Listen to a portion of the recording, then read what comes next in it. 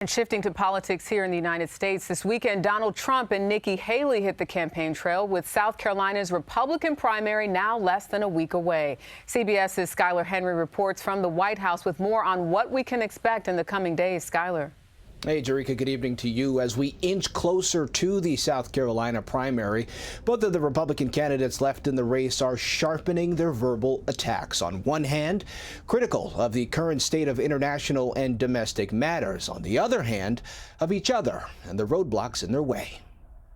He's going to spend more time in a courtroom than on the campaign trail.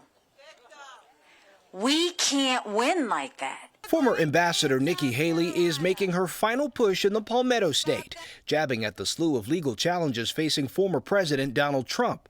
She's looking to close the gap and sway voters as the former president leads in the polls in South Carolina. We need a new generational leader that's not distracted by court cases, that's not filled with vengeance towards our enemies, that's not in the drama. I will fight crooked Joe Biden's weaponized persecution at every step, and we will win. We're going to win. The former president lashed out about his legal woes at a rally in Michigan on Saturday, 10 days before that state's GOP primary, and on the heels of a New York civil trial ruling ordering him to pay more than $350 million in penalties.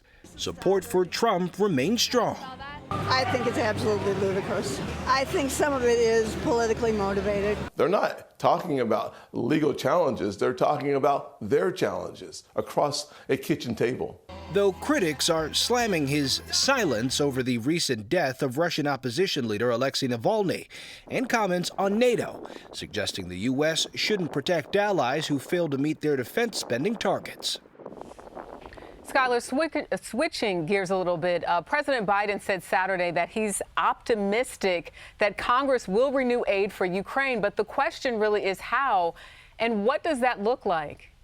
Yeah, House Republicans didn't have much of an appetite for the bipartisan Senate plan that would have included aid for Ukraine, Jerika. There is some momentum behind a House-led proposal that includes what amounts to $57 billion for both Ukraine and Israel, but also stricter measures at the U.S.-Mexico border. But despite that urgency, Jerika, the House is out on recess and won't be back until February 28th. And I've said this before, we wait and see what happens. Skyler Henry, thank you.